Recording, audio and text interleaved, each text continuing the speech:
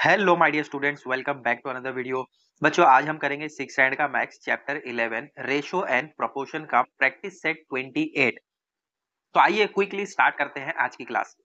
Chapter start होते ही आपको इस तरीके का कुछ डिस्कशन दिया गया है। तो मैं डायरेक्टली आपको बताता हूँ कि रेशो एंड प्रोपोर्शन इन दोनों में डिफरेंस क्या है या इसको आप कैसे समझेंगे। यहाँ पर नीलिमा है और रमेश है, इन दोनों के एजेस बताए गए हैं। नीलिमा की एज है 12 ईयर्स और रमेश की एज है 6 इयर्स। तो इन दोनों की एज के एग्जांपल से हमें समझाया गया कि रेशो एंड प्रोपोर्शन क्या होता है। आपको फ्रैक्शन पता है, न्यूमरेटर में कुछ होता है, डिनोमिनेटर में कुछ होता है, समथिंग अपॉन समथिंग, इसको हम फ्रैक्शन कहते हैं। इसी फ्रैक्शन को आप रेशो भी कहते हैं। ठीक है, देखो यहाँ पर दिया गया है 2/1 in the form of a ratio. तो ये 1/2 भी रेशो के फॉर्म में है। अब यहाँ पर जो आपको दिया गया है, नीलिमा की एज है 12 एंड रमेश की एज है 6। अगर आप इसको डिवाइड करते हैं, 6 के टेबल में डिवाइड होता है, देखो 6 1 जा 6, 6 2 जा 12। तो क्या मिल रहा है आपको 2/1। तो ये 2/1 क्या है, रेशो है। लेकिन अगर आप इसको 2 स्मॉल 2 डॉट एंड 1 इस तरीके से लिखे तो इसको हम कहते हैं कि ये प्रोपोर्शन में है। देखो यहाँ पर आपको दिया गया है, अगर हम इनकी एजेस को लिखे प्रोपोर्शन में तो 2:1, इसको इस तरीके से रीड किया जाता है 2:1। और अगर हम इसको फ्रैक्शन फॉर्म में लिखे 2/1, इसको हम कहेंगे कि ये रेशो फॉर्म में है।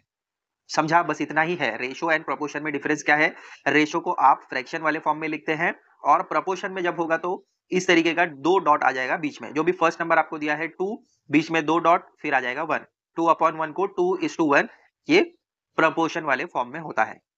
समझा। अब आइए स्टार्ट करते हैं प्रैक्टिस सेट 28। मेन क्वेश्चन 1 आपको दिया है, in each example below find the ratio of the first number two the second. यहाँ पर आपको पेयर्स दिए गए हैं, दो दो नंबर के पेयर हैं। फर्स्ट वाले में दिया है 24 एंड 56। तो इन दोनों में आपको क्या करना है, रेशियो फाइंड करना है फर्स्ट नंबर का सेकंड नंबर से। तो रेशियो कैसे फाइंड करेंगे, रेशियो का मतलब क्या होता है, समथिंग अपॉन समथिंग, यानी न्यूमरेटर में कुछ नंबर होगा, डिनोमिनेटर में कुछ नंबर होगा। तो इसको फाइंड कैसे करेंगे, देखो फर्स्ट क्वेश्चन आपको दिया है 24 एंड 56। तो रेशियो का मतलब होता है न्यूमरेटर में कोई नंबर होगा, डिनोमिनेटर में कोई नंबर होगा। तो यहाँ पर दो नंबर तो आपको दिए हैं 24/56, इस तरीके से लिख देंगे इसको। अब देखो ये दोनों कौन से टेबल में डिवाइड होते हैं, या इसका एक आसान तरीका मैं आपको बताता हूँ। आपने HCF LCM देखा था, उसमें हम क्या करते थे, फैक्टर्स निकालते थे। यहाँ पर भी पहले 24 का फैक्टर निकालो। देखो 2 के टेबल में डिवाइड होता है, 2 1 जा 2, 2 2 जा 4, फिर से 2 के टेबल में जाएगा, 2 6 जा 12, फिर से 2 3 जा 6 और लास्ट में आ जाएगा 3 1 जा 3। क्या क्या मिल रहा है, 1 2 3, 3 टाइम्स 2 मिल रहा है। तो क्या करेंगे, 2 इंटू 2 इंटू 2 इंटू 3। अब मुझे इसी से पता चलेगा कि इसका रेशियो कैसे निकालना है। देखो जो जो कॉमन है उनको मल्टीप्लाई करो, 2 2 जा 4, 4 2 जा 8, यहाँ पर आ गया 8 मल्टीप्लाई बाय 3। 3 क्योंकि सिंगल है इसीलिए हम 3 को एज इट इज रखेंगे। तो आपको क्या पता चल रहा है, 8 3 जा 24 होता है। तो यहाँ पर हम क्या करेंगे, 24 इसको डिवाइड करेंगे हम 8 से। 24 को अगर 8 से डिवाइड करें तो आपको 3 मिलता है ना। देखो 8 3 जा 24, तो यहाँ पर 8 आ गया, ये जो 8 है हमने यहाँ पर लिख दिया। अब इन दोनों को अगर हम डिवाइड करते हैं तो यहाँ पर आपको 3 मिलेगा। अब दूसरा नंबर आपको दिया गया है 56, इसको भी आप 2 के टेबल से डिवाइड करके देखो, 2 2 जा 4, 1 बच गया, 2 8 जा 16, अगेन 2 1 जा 2, 2 4 जा 8, फिर आ जाएगा 2 7 जा 14 और लास्ट में आ जाएगा 7 1 जा 7। यहाँ पर भी हमें 3 टाइम 2 मिल रहा है और 1 टाइम 7 मिल रहा है। तो ये जो सिंगल वाला 7 है वो आ जाएगा यहाँ पर डिनोमिनेटर में। अब इन तीनों को मल्टीप्लाई करो तो यहाँ पर भी आपको 8 मिलेगा। 8 मल्टीप्लाई बाय 7 कितना होता है, 8 7 जा 56, तो यहाँ पर भी आ जाएगा 8। ठीक है, ये दोनों जगह आपको 8 8 मिलेगा। 8 3 जा 24, 8 7 जा 56। इस तरीके से आप शॉर्टकट वे में पता कर सकते हैं कि इसका रेशो क्या है। ठीक है, ये रफ वर्क है, ये जस्ट मैंने आपको समझाने के लिए बताया। अगर आपको टेबल्स आते हैं डायरेक्टली आप पता कर सकते हो कि इसका रेशो क्या होगा। और फिर इसके बाद में लास्ट में आप कैसे लिखेंगे, रेशो हम कैसे लिखते हैं, 3:7। 3 अप साइड में है, 7 डाउन में है, तो 3:7 ऐसे आएगा। आया समझ में? अब सेकंड वाला देखो, यहाँ पर दिया गया है 63 एंड 49, तो हम लिखेंगे 63 अपॉन में 49। अब मुझे क्या करना है, ये दोनों किसी एक टेबल में ही जाना चाहिए, तो 63 एंड 49 कैसे पता चलेगा कि दोनों कौन से टेबल में जाते हैं? टेबल्स आने चाहिए आपको। 7 का टेबल चेक करो, 7 9 जा होता है 63 और 7 7 जा होता है 49, तो यहां पर आ जाएगा 9 अपॉन 7 और फाइनल आंसर कैसे होगा? 9:7। समझा? अगर ये वे नहीं समझ आता है तो आप ऐसे भी कर सकते हैं। 63 को पहले चेक करो 2 के टेबल में, 3 के टेबल में कैसे डिवाइड होता है। देखो लास्ट में 3 है, तो यानी 3 के टेबल में जा सकता है ये। 3 2 जा 6, 3 1 जा 3, अगेन 3 के टेबल में 3 7 जा 21 और लास्ट में आ जाएगा 7 1 जा 7। तो यहाँ पर मुझे क्या मिल रहा है? 3 इंटू 3 इंटू 7, तो अब 3 3 जा क्या होता है? 9, तो यहाँ पर आ जाएगा 9। ठीक है, तो ये 9 मैंने उठाकर यहाँ पर लिख दिया। अब ये जो 7 बचा है, ये 7 आ गया यहाँ पर। अब नेक्स्ट चीज आपको दी है 49, तो 49 तो 7 के टेबल में आता ही है, 7 7 जा 49। ठीक है, तो क्या मिल रहा है? 7 इंटू 7, तो एक 7 उठाकर मैंने यहाँ पर लिख दिया और दूसरा वाला 7 यहाँ पर लिख दिया, तो 7 7 जा 49। इस तरीके से आपको करना है। फर्स्ट एंड सेकेंड हमारा कंप्लीट हो गया है। अब आइए थर्ड वाला देखते हैं। नंबर आपको दिए हैं 52 एंड 65, तो कैसे लिखेंगे? 52 अपॉन में 65 which is equal to 52 divided by and 65 divided by. बड़े नंबर्स हैं, अगर नहीं पता कर पा रहे हो तो यहाँ पर फैक्टर्स निकालकर चेक कर सकते हो आप। 52 को देखो पहले 2 के टेबल में जाता है क्या?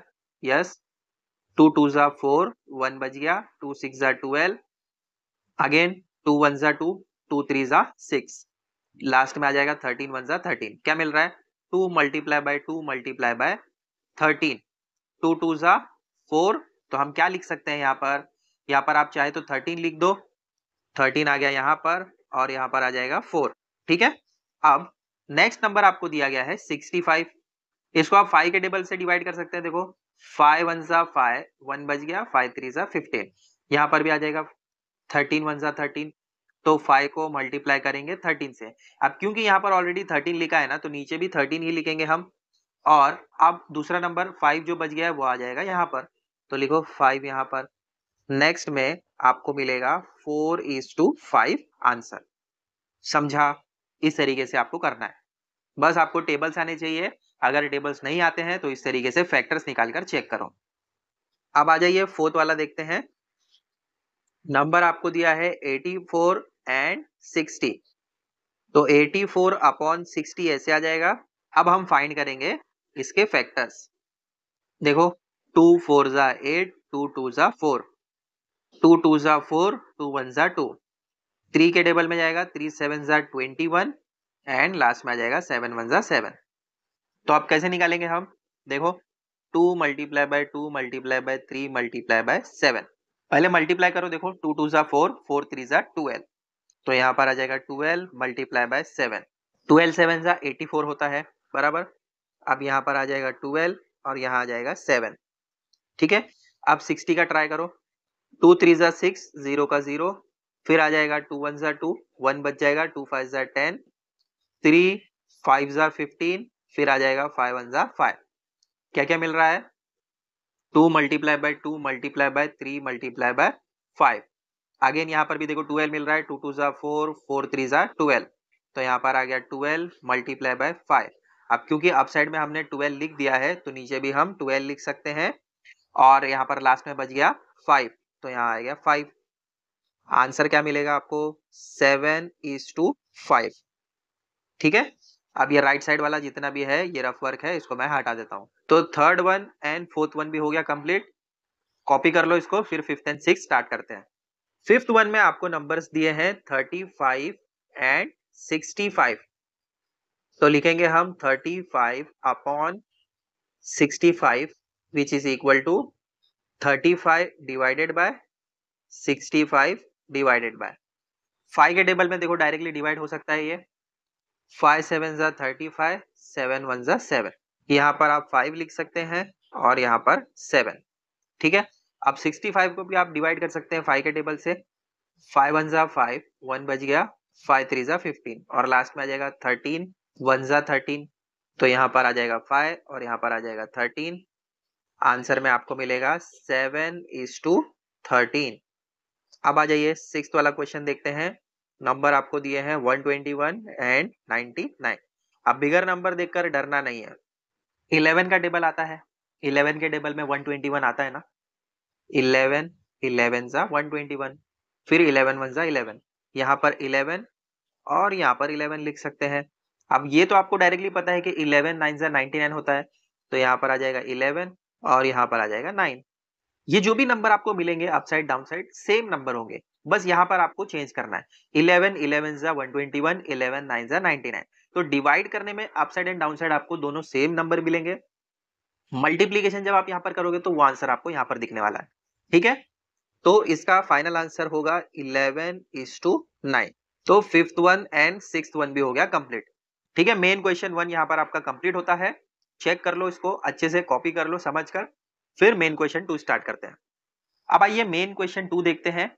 Find the ratio of the first quantity to the second. Same to same वैसे ही करना है, दो नंबर्स आपको दिए गए हैं, इसका रेशियो निकालना है। ठीक है, देखो फर्स्ट वाले में आपको दिया है 25/40 है ना। 25 बीट्स हैं और यहाँ पर 40 बीट्स हैं। यहाँ पर अब डायरेक्टली सॉल्व करके बताऊंगा, क्योंकि इससे पहले हमने डिटेल में समझा है कि कैसे आप फैक्टर्स निकाल के रेशियो निकाल सकते हैं। 20 तक टेबल बाय हार्ट कर लो तो आपको इजी हो जाएगा फैक्टर्स निकालना और रेशियो भी निकालना। ठीक है, देखो 5 के टेबल में आता है ना 25 एंड 40। कब कब आता है? 5 5 जा 25 होता है, 5 8 जा होता है 40। तो 5/4 ये होगा इसका रेशियो। अब आ जाइए सेकंड वाला देखते हैं। तो सबसे पहले यहाँ पर लिख दो, अगर आप चाहते हैं, required ratio is equal to 40/120, which is equal to क्या मिलेगा? देखो 40 डिवाइडेड बाय 120, दोनों एक ही टेबल में डिवाइड हो सकते हैं। डायरेक्टली अगर आप चाहें तो डायरेक्टली भी डिवाइड कर सकते हैं। देखो एक जीरो से एक जीरो गया, यहाँ पर आपको मैं रफ में करके बताता हूँ। 40/120, एक जीरो से एक जीरो गया, 4 1 जा 4, 4 3 जा 12। क्या मिल रहा है आंसर? 1/3 बराबर। आप कैसे पता चलेगा कि कौन से टेबल में डिवाइड हो रहे हैं? तो 4 के टेबल में डिवाइड हो रहा है ना, तो यहाँ पर आपको 40/120 दिया है, तो ये 1, इसका मतलब क्या है? 40 1 जा 40। अब यहाँ पर आ जाएगा 40, 40 3 जा 120 बराबर ना। तो इस तरीके से आप पता कर सकते हैं। अब आइए थर्ड वाला देखते हैं। यहाँ पर आपको दिया गया है 15 मिनट्स 1 आवर। तो ये आपको पता होना चाहिए कि 1 आवर का मतलब 60 मिनट होता है। तो अब रिक्वायर्ड रेशियो कैसे निकलेगा? 15/60। यहाँ पर अब हम 1 नहीं लिखेंगे, क्योंकि ये आर जो है 1 आवर 60 मिनट होता है, तो 15/60 आ गया। अब हम इसको डिवाइड कर सकते हैं। बताओ 15 एंड 60 दोनों कौन से टेबल में डिवाइड हो सकते हैं? 15 के टेबल में डिवाइड हो सकते हैं। तो यहाँ पर आ जाएगा 15 और यहाँ पर भी आ जाएगा 15। 15 1 जा 15, 15 4 जा 60 हो जाएगा। ठीक है, तो 1/4 आपका होगा आंसर। अब आइए फोर्थ वाला क्वेश्चन देखते हैं। 30 लीटर्स 24 लीटर्स। तो ये दोनों लीटर लीटर में है, कोई टेंशन वाली बात नहीं है, डायरेक्टली हम लिख सकते हैं। लिखो यहाँ पर required ratio is equal to 30/24, which is equal to 30 and 24 दोनों कौन से टेबल में आते हैं बताओ?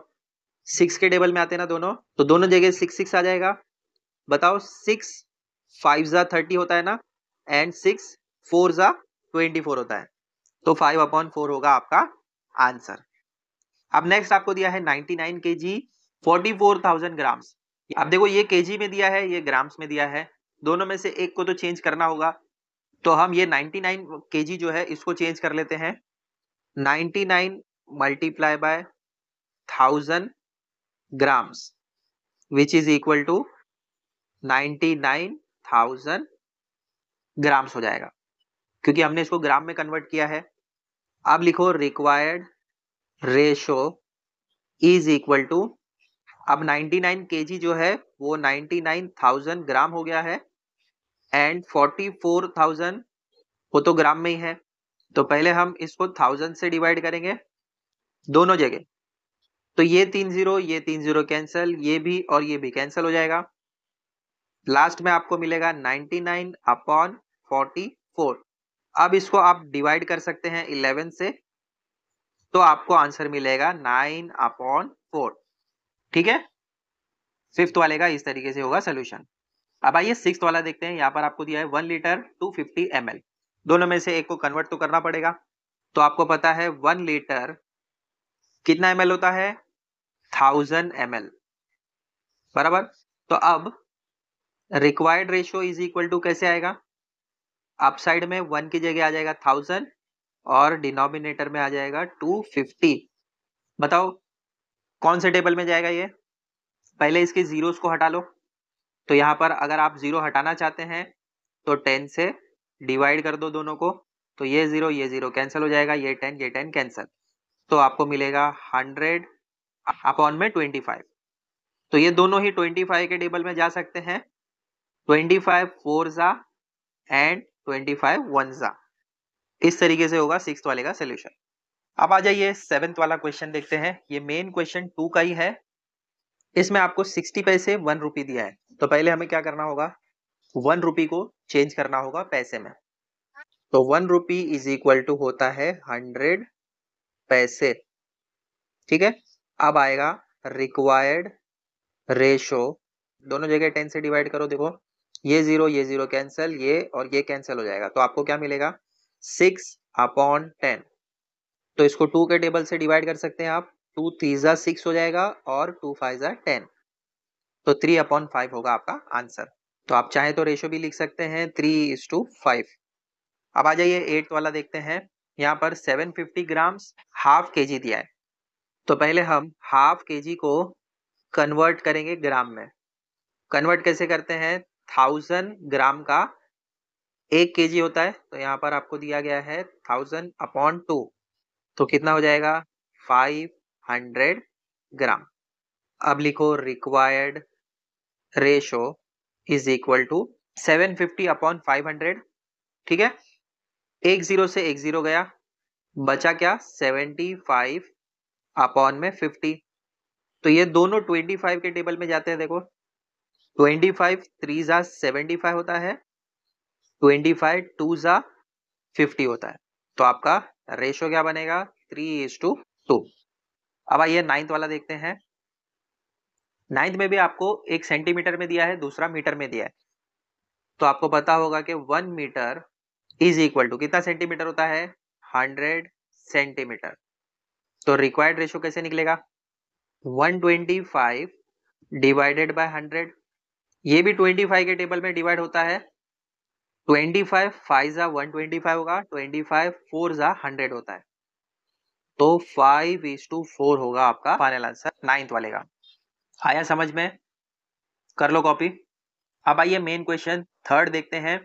Reema has 24 notebooks and 18 books, find the ratio of notebooks to books.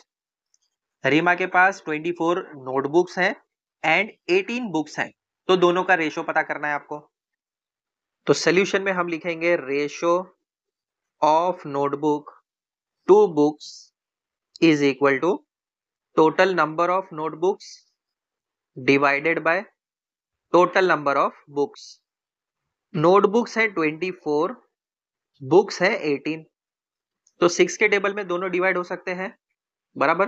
देखो 6 4 जा 24 एंड 6 3 जा 18, सो देयरफॉर फाइनल आंसर ऐसे लिखेंगे, the ratio of notebooks to books with Reema is 4:3। समझा, कर लो कॉपी थर्ड वाले को भी। मेन क्वेश्चन फोर्थ वाला देखेंगे। 30 cricket players and 20 kho kho players are training on a field, what is the ratio of cricket players to the total number of players. Question में आपको बताया जा रहा है कि 30 क्रिकेट प्लेयर्स हैं 20 खो खो प्लेयर्स है, दोनों ट्रेनिंग कर रहे हैं फील्ड में। रेशो आपको निकालना है cricket players to the total number of players. यहाँ पर खो खो प्लेयर से आपको कंपेयर नहीं करना है, टोटल कितने हैं, 30 + 20 50। तो टोटल प्लेयर्स को क्रिकेट प्लेयर से कंपेयर करके रेशो निकालना है। तो सोल्यूशन में हम पहले लिखेंगे टोटल नंबर ऑफ प्लेयर्स, मतलब टोटल कितने प्लेयर्स हैं हमें कैसे पता चलेगा, दोनों को प्लस करना होगा। तो दो कौन कौन से प्लेयर हैं यहाँ पर, क्रिकेट प्लेयर्स हैं प्लस खो खो प्लेयर्स हैं। क्रिकेट प्लेयर कितने हैं 30 एंड खो खो प्लेयर्स हैं 20, दोनों को प्लस करने पर आपको मिलेगा 50। अब लिखो ratio of cricket players to the total number of players. पहले क्रिकेट प्लेयर लिखना है तो लिखेंगे हम number of cricket player divided by total number of players. Cricket players हैं 30, टोटल प्लेयर्स हैं 50। टोटल मतलब जो भी क्रिकेट प्लेयर और खो खो प्लेयर दोनों को मिलाकर है 50। तो हमें रेशो ही फाइंड करना है टोटल नंबर ऑफ प्लेयर का क्रिकेट प्लेयर से, तो क्रिकेट अपॉन टोटल प्लेयर आ गए। अब ये 0 से ये 0 गया तो आपको क्या मिलेगा 3/5। ऐसे भी आप निकाल सकते हैं, या आप चाहें तो 30 डिवाइडेड बाय 50, दोनों को डिवाइड कर दो 10 से, तो 10 3 जा एंड 10 5 जा, इस तरीके से भी होगा, दोनों ही करेक्ट है। लास्ट में फाइनल आंसर लिखेंगे the ratio of cricket players to the total number of players is 3:5। आया समझ में, इस तरीके से होगा पूरा सोल्यूशन। अब आइए मेन क्वेश्चन 5th देखते हैं। Snehal has a red ribbon that is 80 centimetre long and a blue ribbon 2.20 metre long. अब देखो एक चीज सेंटीमीटर में दी है, दूसरी चीज मीटर में दी है, तो कन्वर्जन करना पड़ेगा। क्वेश्चन आपको क्या पूछते हैं, what is the ratio of the length of the red ribbon to that of blue ribbon. पहला रिबन है 80 सेंटीमीटर का, दूसरा जो ब्लू रिबन है वो है 2.20 मीटर का। तो सेंटीमीटर एंड मीटर दोनों अलग अलग हैं, कन्वर्जन करना होगा। 1 मीटर इज इक्वल टू होता है 100 सेंटीमीटर, बराबर। तो अब हम क्या करेंगे, इस 2.20 मीटर को कन्वर्ट करेंगे सेंटीमीटर में। तो नेक्स्ट स्टेप में लिखो length of the red ribbon, ये तो सेंटीमीटर में है ही 80 सेंटीमीटर। अब लिखेंगे length of the blue ribbon, कितना है 2.20 मीटर, लेकिन इसको हमें सेंटीमीटर में कन्वर्ट करना है तो क्या करना होगा, 2.20 को मल्टीप्लाई करना होगा 100 से। कैसे आएगा आगे का सोल्यूशन देखो, 2.20 है तो मैं पॉइंट हटा देता हूं तो 220 हो जाएगा। अब डिनोमिनेटर में आ जाएगा 100, क्यों, देखो यहाँ पर 2 डिजिट के बाद पॉइंट था तो यहाँ पर मैंने 2 0 लगाकर नीचे 100 से डिवाइड कर दिया। अब क्रॉस मल्टीप्लाई करेंगे, ये 100 कैंसिल हो जाएगा, तो आपको आंसर मिलेगा 220। ठीक है, नेक्स्ट स्टेप में लिखेंगे therefore ratio of length of the red ribbon to that of the blue ribbon. कैसे आएगा, जो भी लेंथ है आपका रेड रिबन का उसको डिवाइड करना होगा हमें लेंथ ऑफ ब्लू रिबन से। रेड रिबन का 80 सेंटीमीटर है एंड ब्लू रिबन का है 220 सेंटीमीटर। तो आगे के सोल्यूशन में देखो कैसे आएगा, यहां पर आपको एक 0 अप साइड में एक 0 डाउन साइड में है, दोनों कैंसिल हो जाएंगे। अब आपके पास बचा है 8/22, दोनों ही 2 के टेबल में डिवाइड हो सकते हैं, बराबर ना। देखो डिवाइड करके देखो, 2 4 जा 8, 2 1 जा 2, 2 1 जा 2, तो क्या मिलेगा 4/11। फाइनल आंसर में हम लिखेंगे the ratio of the length of the red ribbon to that of the blue ribbon is 4:11। 4/11 को 4:11 इस तरीके से लिखेंगे, तो पूरा सोल्यूशन ऐसे आएगा। अब आइए 6th वाला क्वेश्चन देखते हैं। 6th वाले क्वेश्चन में आपको 3 अलग अलग क्वेश्चंस पूछे गए हैं, तो 1 बाय 1 सॉल्व करेंगे। क्वेश्चन में आपको बताया जा रहा है Shubham's age today is 12 years and his father's is 42 years. Shubham's mother is younger than his father by 6 years. Find the following ratios. क्या बताया जा रहा है क्वेश्चन में? शुभम का आज का एज, टुडे का मतलब आज, वो 12 years का है, उसके फादर की एज 42 years है, और जो उसकी मदर की एज है वो उसके फादर की एज से 6 साल कम है. यंगर का मतलब उससे छोटे हैं, मतलब उसकी मदर जो है फादर से 6 years छोटे हैं. तो फर्स्ट क्वेश्चन आपको क्या पूछते हैं? Ratio of Shubham's age today to his mother's age today. मतलब शुभम का एज और उसकी मदर का एज, इन दोनों के एज का रेशो निकालना है. कैसे पता करेंगे? सबसे पहले हमें शुभम की मदर की एज निकालना होगा. तो मदर की एज कैसे निकलेगी? 42 को माइनस करना होगा 6 से. जो जो गिवन दिया गया है पहले उसको लिख दो. देखो ये दो चीजें तो आपको क्वेश्चन में दी गई है. शुभम की एज है 12 years, शुभम के फादर की एज है 42 years. अब उसकी जो मदर की एज है वो आपको बताया गया है कि वो 6 years यंगर है उसके फादर से. यंगर का मतलब है छोटे हैं.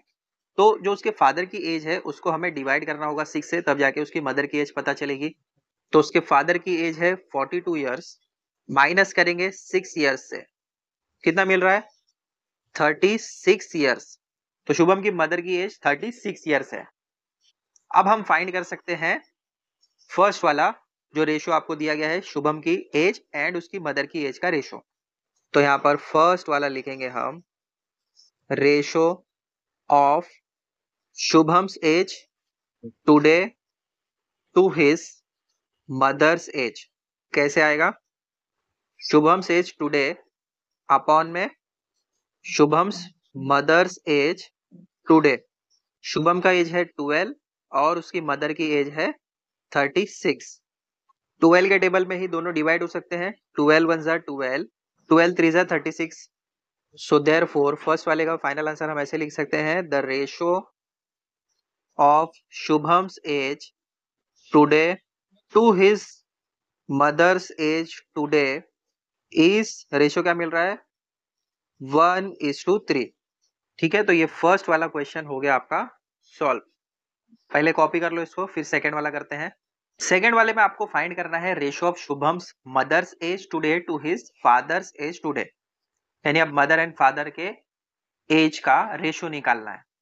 तो लिखो ratio of Shubham's mother's age today to his father's age today is equal to Shubham's mother's age today divided by Shubham's father's age today.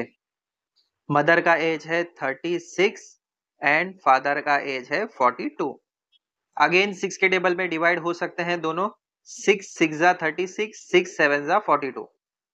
तो इसका भी फाइनल आंसर हम ऐसे लिखेंगे, therefore the ratio of Shubham's mother's age today to his father's age today is 6:7.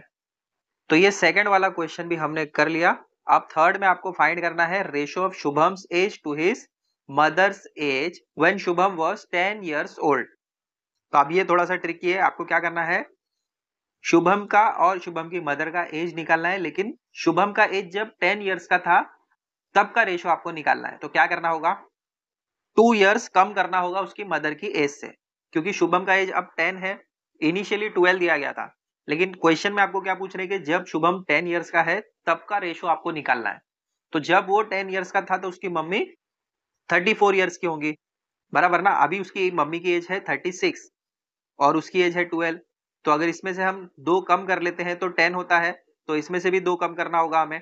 तो देखो solution कैसे आएगा. क्या लिखा हमने? शुभम का एज टुडे यानी आज के दिन वो 12 years का है और उसकी मदर है 36 years की. लेकिन क्वेश्चन में हमें क्या पूछ रहे हैं कि जब शुभम 10 years का था तब का रेशो निकालना है. तो जब वो 10 years का था तो उसकी मदर का एज कितना होगा? 2 कम कर लेंगे 36 में से तो 34 years.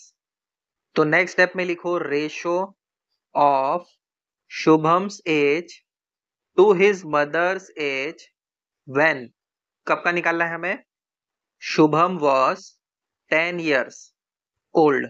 जब वो 10 साल का था तब का एज निकालना है, तो लिखेंगे हम is equal to Shubham's age divided by Shubham's mother's age is equal to, जब वो 10 इयर्स का था तो उसकी मम्मी 34 इयर्स की थी। 2 के टेबल में दोनों ही डिवाइड हो सकते हैं ना, 2 5 जा 10, 2 17 जा 34 हो जाएगा।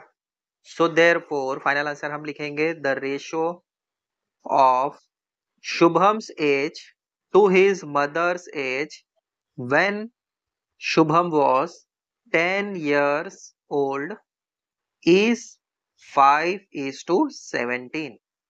इस तरीके से होगा थर्ड वाले का सोल्यूशन। तो अब स्टार्ट से सोल्यूशन देख लो। फर्स्ट आपको पता करना था कि उसकी मदर का एज कितना है, तो मदर का एज हमने कैसे निकाला, फादर के एज में 6 इयर्स को माइनस करके 36 इयर्स मिला। फर्स्ट क्वेश्चन में आपको रेशो निकालना था शुभम का एज एंड उसकी मदर के एज के साथ, तो वो हमें मिला 1:3। फर्स्ट वाले का सोल्यूशन ऐसे आएगा। सेकंड वाले में शुभम की मदर का एज एंड उसके फादर के एज का रेशो निकालना था, तो सेकंड वाले का सोल्यूशन ऐसे आएगा।